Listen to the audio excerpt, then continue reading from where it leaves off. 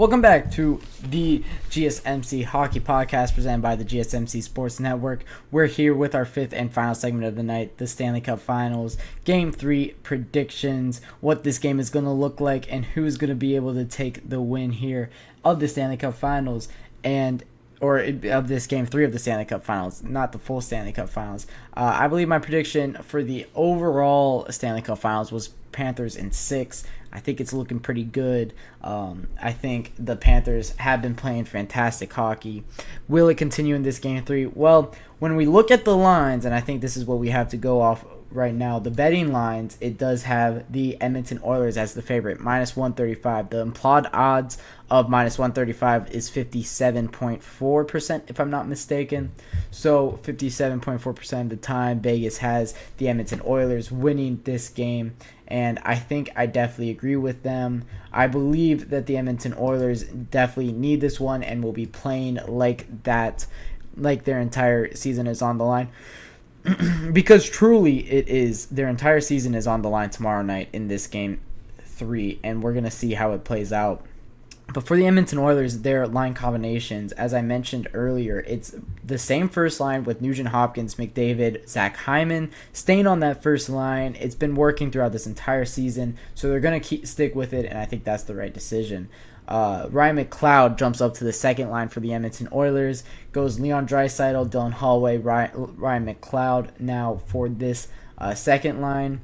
The third line for the Edmonton Oilers is Matthias Janmark, Adam Henrique, and Evander Kane out there on the right wing. However, Evander Kane is listed as a game time decision for tomorrow night. So we'll see if he is able to go. If he is unable to go, I don't know who would replace them. I don't know who they have scratched in their forward group.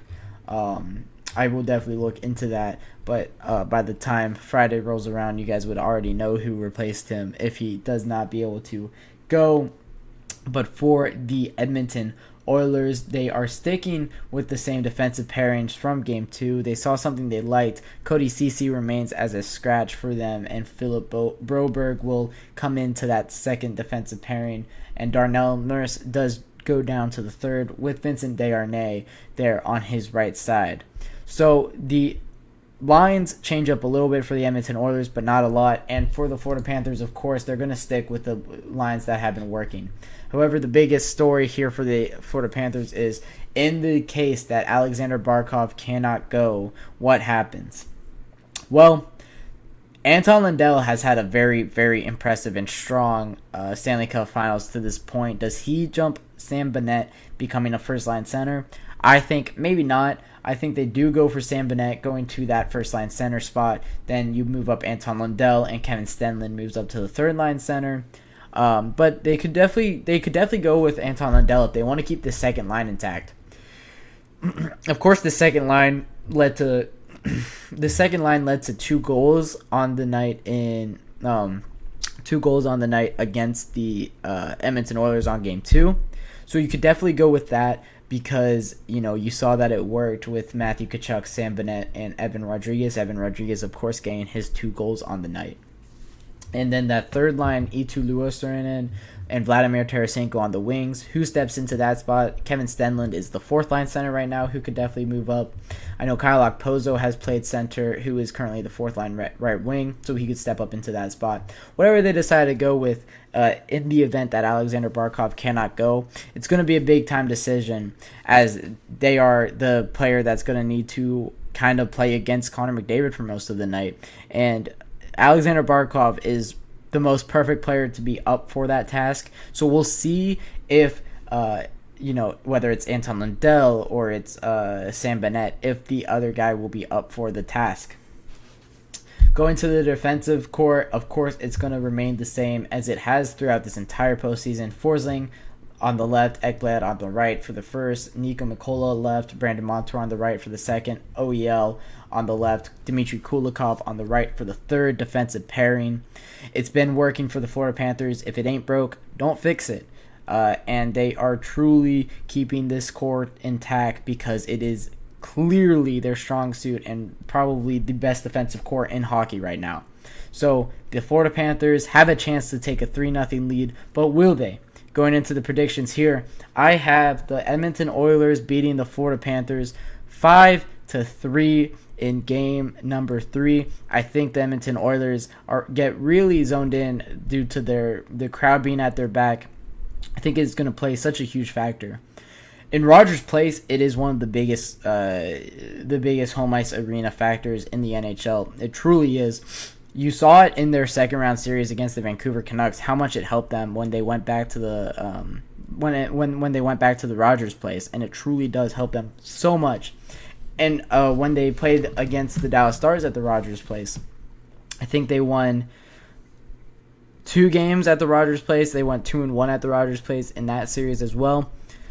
For the Edmonton Oilers, they play so well at home, and in these postseasons they played so well at home. And the Florida Panthers are one of the better away teams that the NHL has to offer. So we will definitely have a matchup here. The Florida Panthers had their flights delayed a little bit going to Edmonton. It was weird.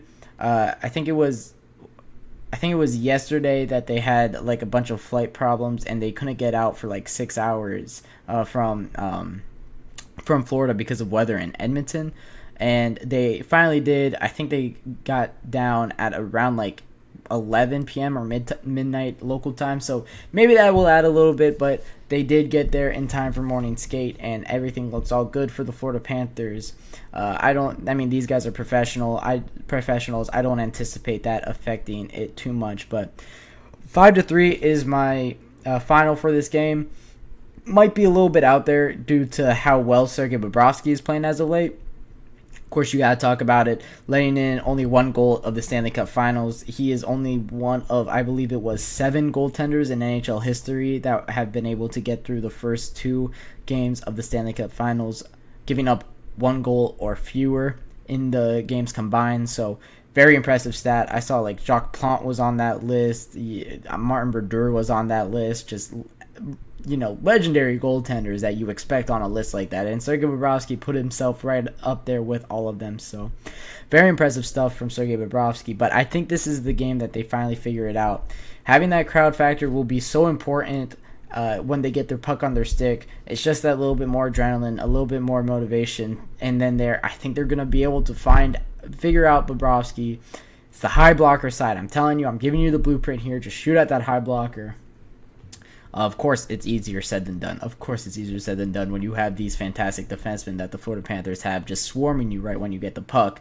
But for the Edmonton Oilers, this is the game that they need to win. If they're able to come away with a 2-1 series instead of a 3-0 series, they really have a chance here. And I think they have a great chance at making some noise here in Game 3 and Game 4. These are 2 must-win games. Going down 3-0 or 3-1 in this series will spell death, I still believe, for the Edmonton Oilers.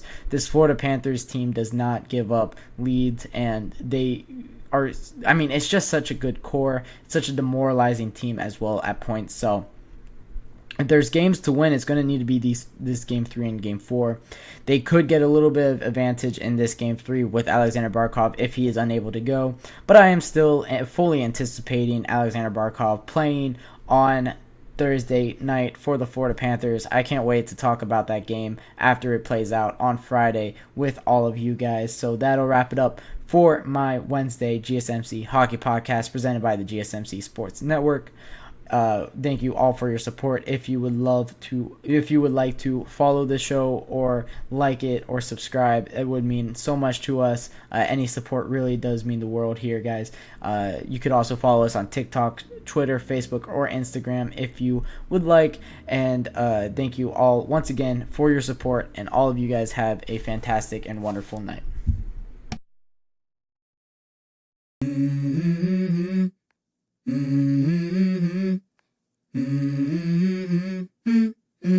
Let's go.